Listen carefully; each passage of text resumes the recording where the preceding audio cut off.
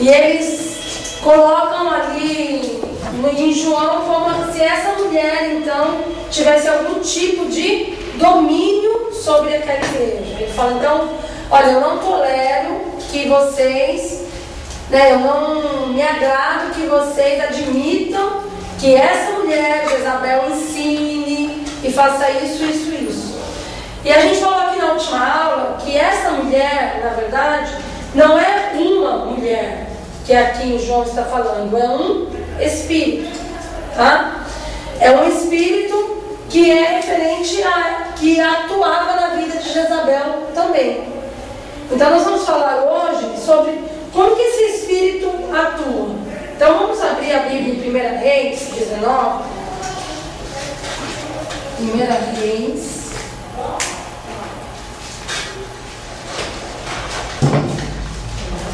19.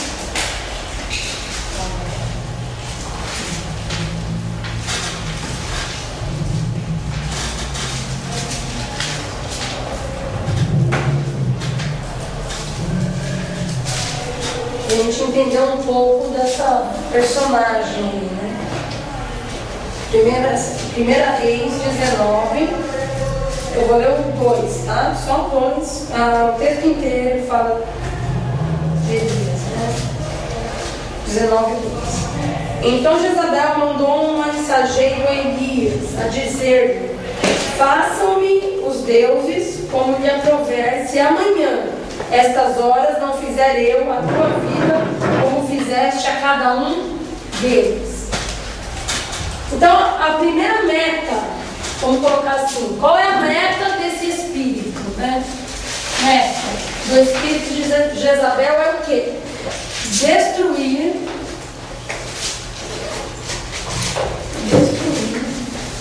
a operação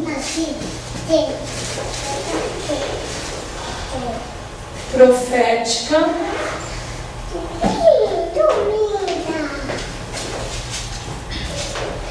na igreja, atingindo homens e mulheres chamados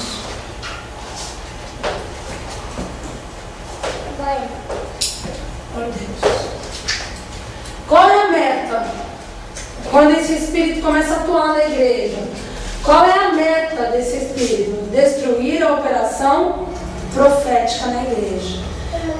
A palavra de Deus diz que sem profecia há o quê? Corrupção, né? Então, a operação profética na igreja, irmãos, é algo que é bastante importante. E quando esse espírito começa a atingir a igreja, a primeira coisa que ele vem para destruir são homens e mulheres chamados por Deus, que atuam nessa operação profética sobre a igreja. Porque na igreja nós somos um membro num todo, tá? O espírito vem para destruir tudo. Mas cada um de nós temos um chamado na igreja. Todos nós devemos profetizar. Sim. Todos nós devemos profetizar. Mas nem todos nós temos o ministério ou o dom de profetizar. Tá? A profecia é o que antecede o quê? O que antecede a corrupção, é o que alerta o pecado, é o que traz limpeza sobre a igreja, é o que traz o quebrantamento sobre a igreja, o que traz arrependimento sobre a igreja. É a operação que acaba o quê? Limpando, trabalhando, esculturando a igreja. Quando essa operação ela é falha, a igreja está fácil para entrar em quê? Em corrupção, em erro, em engano, em apostasia, em heresias, porque não tem essa operação profética atuando. E o espírito de Jezabel, ele vem exatamente atingir esta operação sobre a igreja, para que ela possa ter o quê? O domínio, né? Eu coloquei aqui alguns efeitos, né?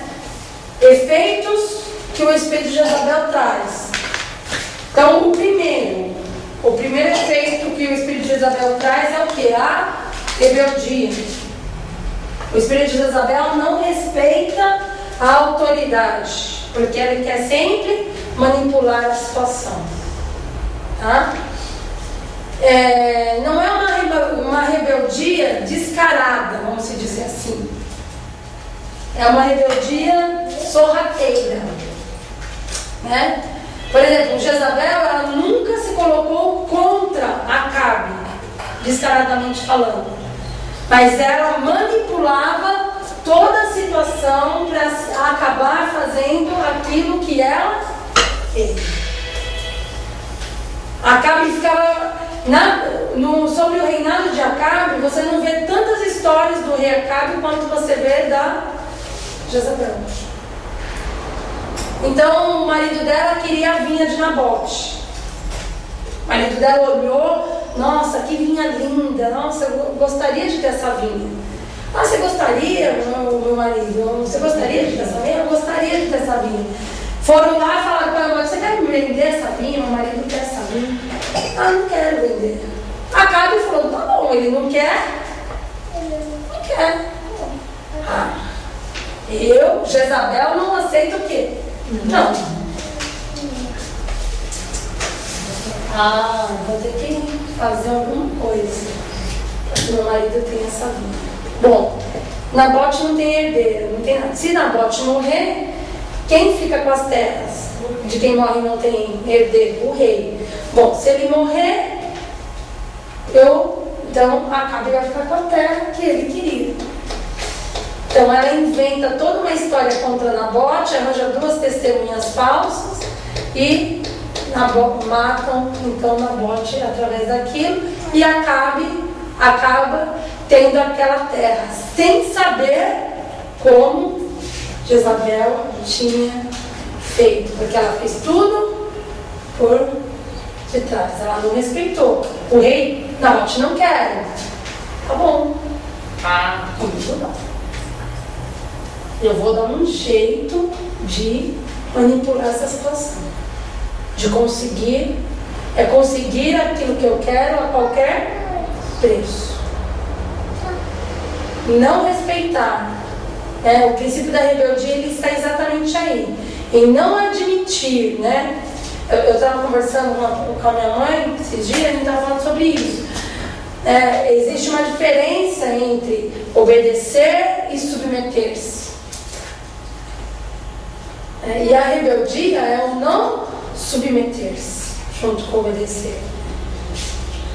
Obedecer, eu obedeço pai e mãe. A palavra não diz assim, se submeta ao pai e à mãe. Fala, obedecei o pai e a mãe, obedecei vossos guias. A palavra diz das esposas, obedecei aos vossos maridos, não, sejam submissas aos vossos maridos. A palavra submissão, ela tem uma conotação totalmente diferente de obediência. Então muitos casais acabam entrando em choque. Você tem que me obedecer, a palavra de Deus diz que você tem que me obedecer, e querem exercer papel de pai sobre as esposas, enquanto a palavra de Deus diz que elas têm que ser submissas, quer dizer, tem que ajudar, auxiliar na sua missão principal. O marido tem uma missão, tem uma incumbência, e a esposa então auxilia ele na sua missão, submissão, estar junto na missão que ele tem, cumprir com ele a missão que ele tem, para que chegue ao final. A rebeldia é exatamente o contrário. A rebeldia contra uma liderança é quando você não está, um obreiro que não é submisso ao seu pastor, ele está andando junto com o pastor, mas ele não se submete, ele não está junto com o pastor naquela missão.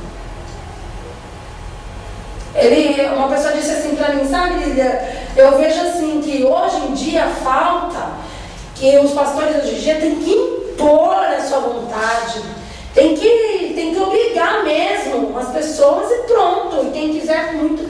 Eu disse para a pessoa o seguinte, eu falei, olha, muitas vezes você pode impor a tua vontade. Tem 10 pessoas lá, e as 10 vão dizer assim, tá bom. Amém, irmãos? Tem alguém contra? Amém, amém, pastor. Amém. Né? Você está comigo? Né? Amém, estou contigo. Mas dentro dele, dentro desta pessoa, ela não está concordando com nada.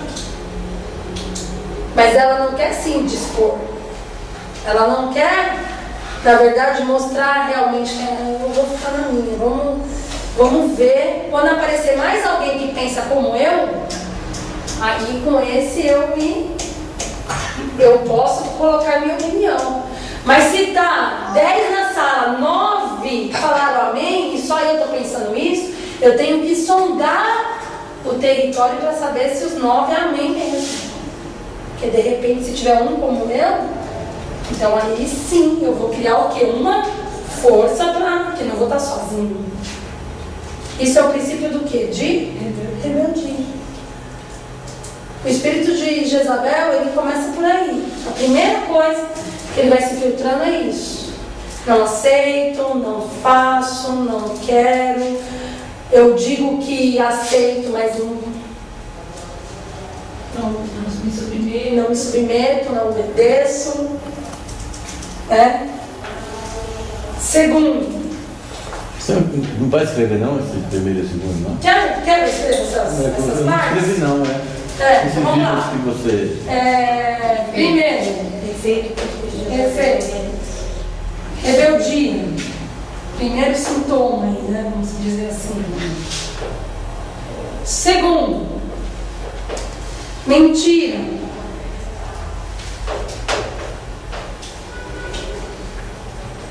Mentira, vive mentindo para alimentar a sua própria pessoa. Então, ela não aceita o que está sendo falado, mas ela não tem coragem. Então, ela pega alguém que pensa como ela, pastor Paulo. Eu não aceito, tá? Também não, irmão. Também não concordo com isso daí, tá? Se eu ver, não é possível, tal, né? Vamos fazer alguma coisa, tal. Aí, ela chega do pastor, alguém conversa com o senhor, porque é melhor eu falar para o senhor, porque depois o senhor ficar sabendo. E o senhor não teve aquela reunião? Tive, irmão.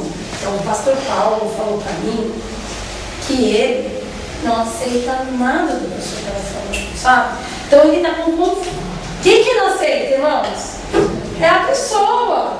Só que aí, olha bem, como que é a manipulação. Então, pastor, eu até conversei com ele, porque eu tenho assim, eu expliquei para ele, né? A gente pode ter mas ele, sabe, aí o pastor chama, será? Não, é que a Lívia falou, não, eu conversei com o senhor falou para mim, o senhor não falou isso, aí você fala, falei, mas eu falei porque você... Não, pastor, eu vim conversar com o senhor veio falar isso para mim. Então, aí fica, eu falei, mas não falei. Você entendeu mal, não sei o que dizer. Entende, irmãos? Então vive mentindo. Sabe, não consegue realmente assumir. E vive mentindo para quê? Vive mentindo para esconder a pessoa que ela é. Para esconder o orgulho que ela mesmo tem. Então, por isso que eu falo assim, que não é um espírito que ataca só mulheres, mas é um espírito que pode atacar homens e mulheres. Terceira